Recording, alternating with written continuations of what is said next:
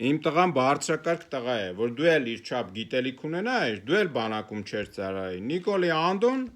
երեք ասում է լրագրողներից մեկին՝ ի պատասխանան հարցի, թե ինչու ձեր տղան բանակում չի ծառայել։ Ազգային ժողովի պաշտպանության հանձնաժողովի նախագահի որդին ինչու չի ծառայել բանակում, Անդրանիկ Քոչարյանն այսօր ուղիղ հայտարարեց. Ձեր տղան էլ չի ծառայել։ Չէ, իմ տղան շատ բարձրակարգ տղա է քո պահմատ։ Ուրիշ։ Հայկ Սարգսյանն ասում էր թող բարձրաստիճան պաշտոնյաների։ Դու նրա գիտելիքների չափ որ ունենաս, դու չես ծառայել։ Այս խոսքերի հեղինակը ղեկավարում է Պաշտպանության ու անվտանգության հարցերի հանձնաժողովը, քննել է քառօրյա ու 44-օրյա պատերազմների ու պարտության պատճառները։ Իշխանական падգամավորի այս խոսքերից ինչ է ստացվում, Հայաստանի սահմանները պահում են գիտելիք չունեցողները, իսկ ունեցողները վեր են այդ պարտականությունից։ Թվում է, թե սա հերթական հիմար միտքն է Նիկոլյան քաղաքական գործիչների կողմից արված։ Թվում է, թե սա էմոցիոնալ կամ անգրագիտության կամ մեծամտության հետևանք արտահայտություն է ձևակերպում, բայց ոչ, սա հետևողական Նիկոլների կողմից պետության հիմքերի կազմաքանդման եւ այդպիսիներին իր շրջանակում հավաքելու եւ պահելու հերթական դրսևորումն է։ Հայր ջան, Նիկոլի Անդրանիկն ու մյուսները շարունակում են մնալ բարձրաստիճան պաշտոնների եւ ձեր փոխարեն որոշումներ կայացնում, իրենց ավելի վեր են դասում, քան ձեր որդիներին, որովհետեւ ձեզանից շատերը շարունակում են հավատալ այս ոչ հայկական իշխանություններին։ Եվ այն պահին, եւ դուք կգիտակցեք, որ սրանք չեն ներկայացնում ձեր շահերը, ձեզանից մեկը չեն, մեզանից մեկը չեն, նրանք այլևս իրավունք չեն ունենա նման ձևակերպումներ անել, իրավունք չեն ունենա խոսել ձեր անունից, իրավունք չեն ունենա ամոթալի վիճակներում հայտնվել ոչ միայն երկրի ներսում, այլ նաև որն ավելի կարևոր է երկրի դրսում, եւ այդ ամոթի երեսը չի լինի ձեր ներկայացուցիչը։ Ընդամենը մի քանի օր առաջ ինձ կրկին զինկոմիսարիատ են կանչել, որովհետեւ ուզում էին հավաքագրել կարճաժամկետ հավաքներին, կարծեմ 28 օր է։ Ես իհարկե գնացի այնտեղ, բայց ինձ թույլ չտվեցի ասել, որ գիտեք ինչ, ես քանի որ Հարվարդի համալսարանի մագիստրոս եմ, ավարտել եմ Ատլանտայի համալսարանը, չգիտեմ, Ֆլեչերի համալսարանն եմ ավարտել, Լյուվենի համալսարանում եմ սովորել Եվրոպայի եւ այլ համալսարաններ, տնտեսագիտական համալսարանում եմ սովորել։ Ես նման բաներ չասեցի, որ ես քանի որ բոլորից հետ խելացի եմ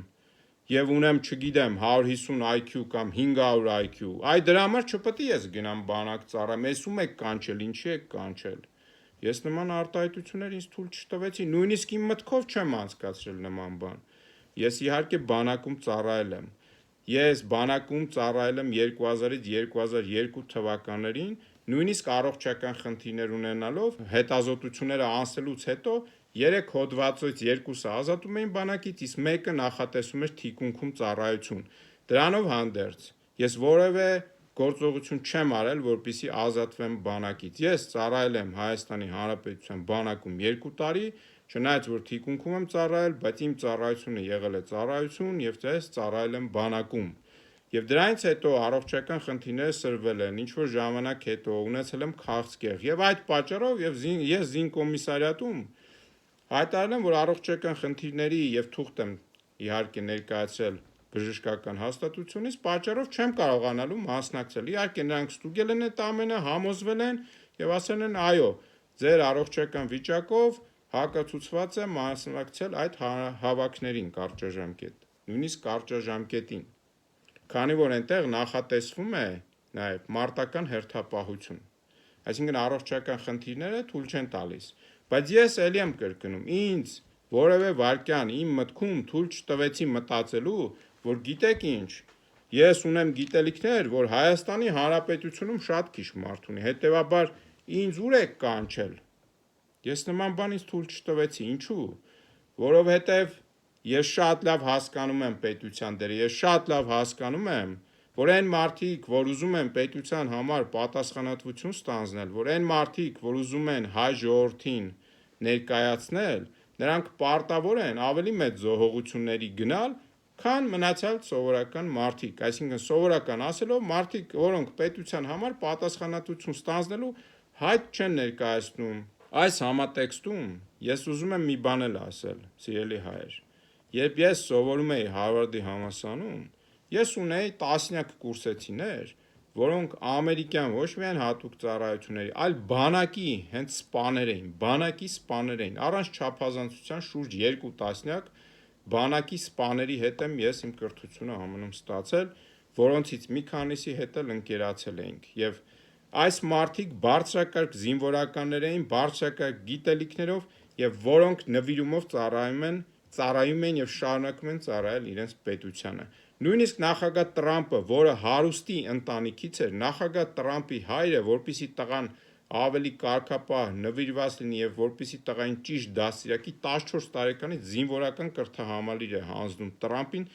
որտեղ էլ նա անցնում է ռազմական կրթություն։ Չնայած նրան, որ Տրամպին հետո ազատում են Վիետնամում պատերազմին, որ պարտադիր զորահավաք էին անում եւ տանում էին, որովհետեւ հայրը միջամտում է դրան, բայց այդ մարդը անցել է զինվորական կրթություն եւ պետությանը ծառայությունը, քանի որ վերնախավի համար ամերիկյան էլիտաների համար դիտարկվում է պատվախնդրության առարկա։ Այսպես էին մտածում նաև բոլոր կայսրությունների եւ մեծ պետությունների Օսմանյանից սկսած, չգիտեմ, ռուսականով, հռոմեականով, բյուզանդականով բոլոր այդ երկրների առաջնորդները, որ իրենց զավակները, իրենց ընտանիքները հենց առաջնագծում պետք է լինեն։ Եվ սա ոչ թե խայտարակություն է, սա ցուցիչն է հերթական, որ այս մարդիկ չեն ծառայում Հայաստանի Հանրապետությանն, սիրելի հայեր, եւ մեր անելիքն է իրենց հնարավորինս շուտ եւ այդ հնարավորինս ամենահավանականը հավանաբար հունիս ամիսն է հեռացնել իրենց իշխանությունից։ Լավ եղեք, լավ օր բոլորիդ։